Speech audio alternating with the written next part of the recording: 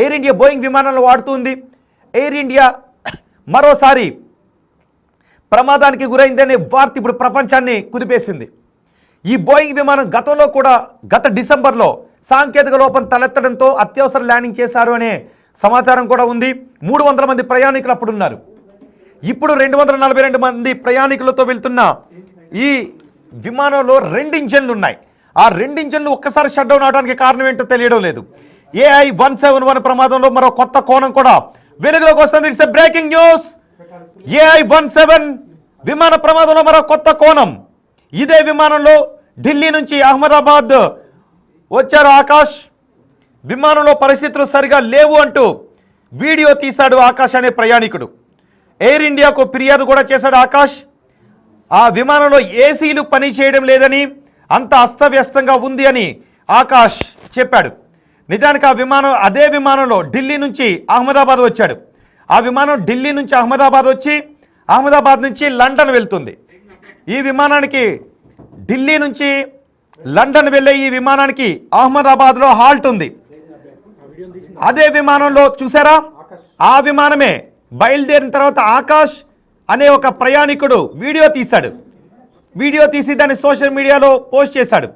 ఇప్పుడు మీరు చూస్తున్న ఈ విమానం, ఈ ప్రమాదానికి గురైన విమానం ఢిల్లీ నుంచి బయలుదేరింది. ఢిల్లీ నుంచి లండన్కి బయలుదేరింది. మధ్యలో అహ్మదాబాద్లో హాల్ట్ ఉంది. అహ్మదాబాద్ వచ్చేసరికి అందులో ఏసీలు పని చేయడం లేదు, అస్తవ్యస్తంగా ఉంది. అందులో ఆ స్క్రీన్స్ కూడా పని చేయడం లేదని చెప్తున్నారు. దాన్ని పూర్తిగా వీడియో తీసి పోస్ట్ చేశాడు. అదిగో చూడండి ఒకసారి, ఆ ఏసీ స్విచెస్ కూడా పనిచేయడం లేదు. దీన్ని వీడియో తీసి పోస్ట్ చేశాడు. ఎయిర్ ఇండియాకు ఫిర్యాదు చేసినా పట్టించుకోలేదు అని ఆకాష్ అనే ప్రయాణికుడు అంటున్నాడు. ఏసీలు పనిచేయడం లేదంట. మరి ఏసీలు ఎందుకు పని చేయలేదు అనే విషయంపై కూడా ఇప్పుడు అనుమానం వ్యక్తమవుతుంది. ఇలాంటి విమానాన్ని ఎలా నడుపుతున్నారో అర్థం కాలేదు అంటూ ఎయిర్ ఇండియాకు ఆకాష్ ఫిర్యాదు చేశాడు. అహ్మదాబాద్ నుంచి బయలుదేరిన ఒక 5 నిమిషాల్లోనే ఆ విమానం క్రాష్ ల్యాండ్ అయింది. విమానం కూలిపోయింది. అందులో ఉన్న 242 మంది ప్రయాణికులు ప్రాణాలు గాల్లో కలిసిపోయాయి. వాళ్లతో పాటు అక్కడ ఉన్న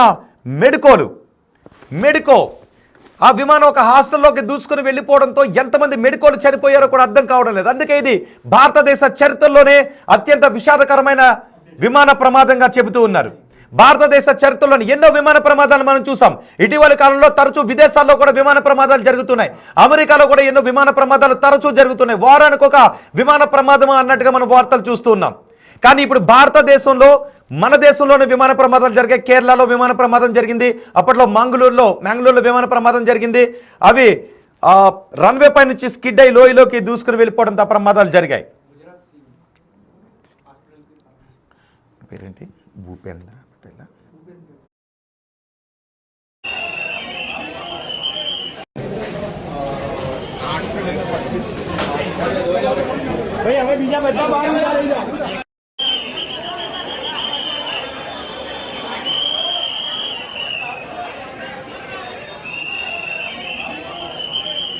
విమాన ప్రమాదం జరిగిందనే వార్త తెలిసిన వెంటనే కేంద్ర హోంమంత్రి అమిత్ షా, ప్రధాని మోదీ, గుజరాత్ ముఖ్యమంత్రి భూపేంద్ర పటేల్కి ఫోన్ చేసి మాట్లాడారు. తక్షణం తీసుకోవాల్సిన చర్యలపై దృష్టి కేంద్రీకరించాలని ఆదేశాలు జారీ చేశారు.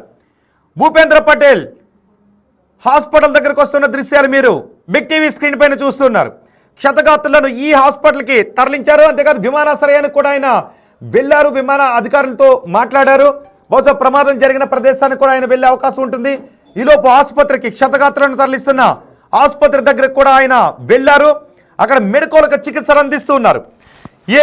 ఈ విమానం ఏ భవనంలోకి అయితే దూసుకుని వెళ్ళిపోయిందో ఆ భవనంలో మెడికోలు ఆ సమయంలో భోజనం చేస్తూ ఉన్నారు. వాళ్ళందరూ ప్రమాద బారిన పడడంతో వాళ్లను వెంటనే ఆసుపత్రికి తరలిస్తున్నారు. ఆ హాస్పిటల్కి భూపేంద్ర పటేల్, గుజరాత్ ముఖ్యమంత్రి వెళుతున్న దృశ్యాలు మీరు బిగ్ టీవీ స్క్రీన్ పైన చూస్తున్నారు. ప్రమాదం జరిగిన ప్రదేశంలో ఇప్పటికీ హృదయ విదారక దృశ్యాలు కనబడతాయి. చూడండి ఒకసారి బిగ్ టీవీ స్క్రీన్ పైన. గాయపడ్డ వ్యక్తిని, విమాన ప్రమాదం కారణంగా గాయపడ్డ వ్యక్తిని ఆసుపత్రిలో పరామర్శిస్తున్నారు. బహుశా వీళ్ళు ఆ బిల్డింగ్లో ఉన్న వ్యక్తులు. అక్కడ చాలా భవనాలు, కార్లు దగ్ధమైపోయాయి. చాలా భవనాలు అగ్నికి ఆహుతైపోయాయి. చాలా కార్లు అగ్నికి ఆహుతైపోయాయి. అందులో ఉన్న ప్రయాణికులు అగ్నికీలలో చిక్కుకుని బొగ్గు ముక్కలను మాడిపోయారు. ఆ భవనాల్లో ఉన్న మెడికోలు కూడా ఈ విమాన ప్రమాదం కారణంగా మృత్యువాత పడ్డారు. ఇదిగో ఆ గాయపడిన వ్యక్తిని అడిగి తెలుసుకుంటూ ఉన్నారు సరిగ్గా క్షణంలో ఏం జరిగింది, ఎక్కడ ఉన్నావు, ఇప్పుడు ఎలా ఉంది అని. గుజరాత్ ముఖ్యమంత్రి ఆసుపత్రి దగ్గరకు వచ్చి క్షతగాత్రులను పరామర్శిస్తున్న దృశ్యాలు. ఈ క్షతగాత్రులందరూ కూడా కేవలం భవనంలో ఉన్నవారు మాత్రమే, ఆ విమానంలో ఉన్న ప్రయాణికులు కాదు, భవనంలో ఉన్న మెడికోలు ఈ ప్రమాద బారిన పడ్డారు. వాళ్ళను మాత్రమే ఇప్పుడు ఆసుపత్రికి తరలిస్తున్నారు. ఆ విమానంలో ప్రయాణిస్తున్న వాళ్ళు మాత్రం బొగ్గు ముక్కలుగా మారిపోయారని చెప్తున్నారు. మా ఢిల్లీ ప్రతినిధి శివ మనకి అందుబాటులో ఉన్నారు. శివ, ఈ విమాన ప్రమాదం గురించి మీ దగ్గర ఉన్న సమాచారం ఏంటి? ఇది భారతదేశ చరిత్రలోనే అత్యంత విషాదకర విమాన ప్రమాదం. ఆ విమాన ప్రయాణికులతో పాటు ఆ విమానం భవనాల్లోకి దూసుకుని వెళ్లడంతో మెడికోలు కూడా చాలా మంది మృత్యువాత పడ్డట్టుగా తెలుస్తుంది. ఇప్పుడు ఏంటి పరిస్థితి ప్రమాదం జరిగిన చోట? జరిగిన చోట మొత్తం అంతా కూడా ఆర్తనాదాలు వినిపిస్తున్నాయి. అక్కడ నుంచి హాస్పిటల్ కి తరలించారు. మీరు చెప్పినట్లుగా ఏదైతే డాక్టర్స్ సంబంధించిన హాస్పిటల్ ఏదైతుందో దాంట్లో ఉన్న గాయాలు పాలైన వారిని ఆసుపత్రికి తరలించారు. అక్కడ వారిని కూడా ముఖ్యమంత్రి పరామర్శిస్తూ ఉన్నారు.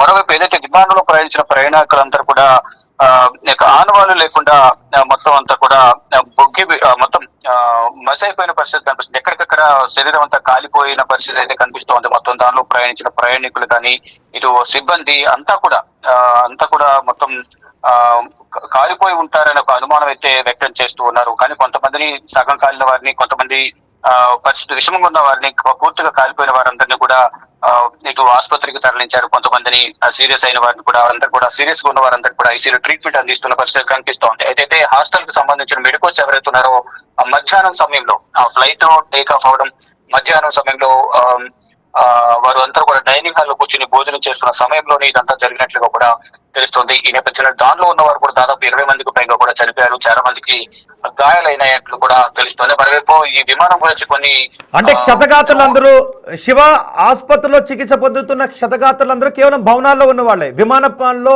ప్రయాణికులు ఎవరు కూడా బతికే అవకాశం దాదాపు లేదు. ఇదే అనుమానం అయితే అందరూ వ్యక్తం చేస్తారు. ప్రమాద తీవ్రతను కానీ అది విమానం రన్వే నుంచి టేక్ ఆఫ్ అయిన తర్వాత అది కూలిపోయిన తర్వాత వచ్చిన మంటలు ఏవైతున్నాయి, భయంకరంగా మంటలు చూస్తున్న దాన్ని బట్టి మొత్తం విమానం అంతా కాలిపోయి ఉంటుంది. ఎవరు కూడా బ్రతికి ఉండరు అనేది కూడా అందరూ కూడా అనుమానాలు వ్యక్తం చేస్తున్నారు. దానికి తగ్గట్లుగానే ఆ విమానం పడిపోయిన ప్రాంతాలు, పరిసర ప్రాంతాలన్నీ చూస్తే కనుక కొంత భాగం బిల్డింగ్ పైన, కొంత రెక్కలన్నీ కూడా నేలపైన పడిపోవడం, భయంకరంగా మంటలు రావడం, తర్వాత పొగ రావడం కిలోమీటర్ల మేర వ్యాపించిన నేపథ్యంలో ఒకవేళ దాంట్లో ఎవరైనా కొంత ప్రాణాలతో బయటపడమని ప్రయత్నించినప్పటికీ కూడా పొగల వల్ల బయటకు రాలేని పరిస్థితి కూడా ఉండే అవకాశం అయితే ఉంటుంది. కానీ ఆ ప్రమాద తీవ్రతను చూస్తే ఎవరు కూడా సురక్షితంగా బయటపడే అవకాశం ఉండదు అనేది కూడా అక్కడ ఉన్న ప్రత్యక్ష సాక్షులు కానీ చాలా మంది కూడా అదే అభిప్రాయాన్ని అయితే వ్యక్తం చేస్తున్నారు. కానీ అందరూ కూడా వారందరూ బ్రతకాలి అనేది అందరూ కోరుకుంటున్నారు. కానీ అక్కడ ప్రమాద తీవ్రతను చూస్తే మాత్రం శివ ప్రమాదానికి కారణాలు ఏంటి అనేది ప్రాథమికంగా ఏమైనా తెలుస్తుందా? బాడీ హీటింగా, లేదంటే కుట్రకోణం ఏమైనా ఉందా? ఇంజన్స్ ఎందుకు ఫెయిల్యూర్ అయ్యాయి? ప్రాథమికంగా ఏమైనా తెలుస్తుందా? లేదు, ప్రధానంగా దీంట్లో కొన్ని అనుమానాలు అయితే వ్యక్తం చేస్తున్నారు. కొంతమంది కుట్రకోణం దాగి ఉందని మరికొంతమంది చెప్తున్నారు. మరికొంతమంది ఈ విమానానికి సంబంధించి కొంత అనుమానాలు, దాని మెయింటెనెన్స్ సంబంధించి కూడా కొన్ని అనుమానాలు వ్యక్తం చేస్తున్నారు. అయితే ఇదే విమానంలో ఆకాష్ అనే ఒక ప్రయాణికుడు ఢిల్లీ నుంచి అహ్మదాబాద్ వచ్చారు. A171 ప్రమాదంలో కొత్త కోణం అనేది దాగి ఉన్నట్టు తెలుస్తుంది. ఇదే విమానంలో ఢిల్లీ నుంచి అహ్మదాబాద్ కు ఒక ప్రయాణికుడు ఆకాష్ అనే ప్రయాణికుడు వచ్చారు. ఆ ప్రయాణికుడు తీసిన వీడియో ఇప్పుడు కొంత చర్చనీయాంశమైంది. లోపల ఏసీ గానీ మెయింటెనెన్స్ గానీ ఏమీ బాగోలేదు అనేది కూడా వీడియో తీసిన ఆకాష్ అయితే సోషల్ మీడియా ట్విట్టర్ లో ఆయన పోస్ట్ చేశారు. ఎయిర్ ఇండియాకు కూడా ఫిర్యాదు చేశారంటూ కూడా ఆకాష్ తెలియజేశారు. ఏసీలు పనిచేయడం లేదని, అంతా కూడా అస్తవ్యస్తంగా ఉంది, ఇలాంటి విమానాన్ని ఎలా నడుపుతున్నారో అర్థం కావడం లేదంటూ కూడా ఎయిర్ ఇండియాకు ఆకాష్ ఫిర్యాదు చేశారు. అహ్మదాబాద్ నుంచి బయలుదేరిన కొద్దిసేపటికి ఈ ప్రమాదం జరిగిందంటూ కూడా ఆయన ట్వీట్ చేశారు. అయితే ఈ ప్రమాదంపై అనేక అనుమానాలు వ్యక్తమవుతున్నాయి. ఇందులో ఎయిర్ ఇండియా నిర్లక్ష్యం కూడా ఉందా అనే అనుమానాలు, అనేక ప్రశ్నలు తలెత్తుతున్న పరిస్థితి కనిపిస్తుంది. చిన్న తప్పిదం వల్లే వందల ప్రాణాలు పోయాయా అనే ప్రశ్నలు లేవనెత్తుతున్నారు. అనేక సందేహాలు వ్యక్తమవుతున్నాయి. ఈ విమానంలో 6 నెలల క్రితం, అంటే లాస్ట్ 2024 డిసెంబర్ లో కూడా ఈ దీంట్లో సాంకేతిక సమస్య వల్ల ఎమర్జెన్సీ ల్యాండింగ్ అనేది జరిగింది. 2024 డిసెంబర్ లో ఎమర్జెన్సీ ల్యాండింగ్ చేశారు. ఆ సమయంలో విమానంలో 300 మంది ప్రయాణికులు ఉన్నారు. అప్పుడు కూడా త్రుటిలో ఈ ప్రమాదం అనేది తప్పింది. ఆ తర్వాత విమానంలో సమస్యను సరిచేసినట్లు ఎయిర్ ఇండియా ప్రకటించింది. ఇప్పుడు అహ్మదాబాద్ లో శివ ఇప్పుడు సరిగ్గా ప్రమాదం జరిగిన చోట రెస్క్యూ ఆపరేషన్స్ నిజానికి అక్కడ చూస్తూ ఉంటే బొగ్గు ముక్కలుగా మారిపోయిన మానవ దేహాలు కనబడుతున్నాయి. హృదయం ద్రవించిపోయే దృశ్యాలు కనిపిస్తున్నాయి. హృదయ విదారకంగా కనిపిస్తూ ఉన్నాయి. ఆ ప్రదేశానికి ఎవరైతే ఆ విమానంలో ప్రయాణించారు, తమ వాళ్ళు ఆ విమానంలో ఎక్కారు అని సమాచారం ఉందో వాళ్ళంతా కూడా అక్కడికి వస్తున్నట్టుగా తెలుస్తుంది. కానీ అక్కడ అన్ని మాంసం ముద్దలే కనిపిస్తూ ఉన్నాయి. ఏంటి అసలు ప్రజెంట్ సిచ్యువేషన్ ఏంటి ప్రమాదం జరిగిన ప్రదేశంలో? ఎవరైతే కుటుంబ సభ్యులు లండన్ వెళ్తున్న వారి కుటుంబ సభ్యులు ఎవరైతే విమానంలో వారిని ఎయిర్పోర్ట్ వరకు వచ్చి లోపల వరకు చెక్ ఇన్ అయిన తర్వాత అక్కడి నుంచి వారందరూ కూడా లోపలికి వెళ్ళిపోయారని అందరూ భావించి ఇంటికి వెళ్లే లోపల ఈ ప్రమాదం జరిగింది అనేది కూడా అందరికీ సమాచారం వచ్చింది. ప్రమాదం అందరూ కూడా టీవీలో చూసి ప్రమాదం జరిగిందని వెంటనే హుటాహుటిన మళ్ళీ ఎయిర్పోర్ట్ కు తిరిగి వచ్చారు. కానీ ఆ ప్రమాదం జరిగిన ప్రాంతాన్ని శివ మీరు కొద్దిసేపు అందుబాటులోనే ఉన్నాడు. మీరు దృశ్యాలు చూస్తూ ఉన్నారు. మంటలను అదుపులోకి తీసుకొచ్చిన తర్వాత కూడా ఉన్న దృశ్యాలను ఇప్పుడు మీరు చూస్తూ ఉన్నారు. నిజానికి ఆ దృశ్యాల్లో చెప్పటానికి అవకాశం లేని విధంగా ఉంది. ఆ ప్రయాణికుల పుర్రెలు కొన్ని చోట కనిపిస్తూ ఉన్నాయి. ఆ ప్రయాణికుల కాళ్ళు చేతులు కొన్ని చోట్ల అక్కడ కనిపిస్తూ ఉన్నాయి. ఆ సగం కాలిపోయిన ప్రయాణికుల దేహాలు కనిపిస్తూ ఉన్నాయి. అంటే బహుశా విమానం క్రాష్ ల్యాండ్ అయ్యేటప్పుడు బహుశా అనౌన్స్ చేసి ఉంటారేమో, లోపల అందరూ ఒకసారి కంగారు పడి ఉంటారు.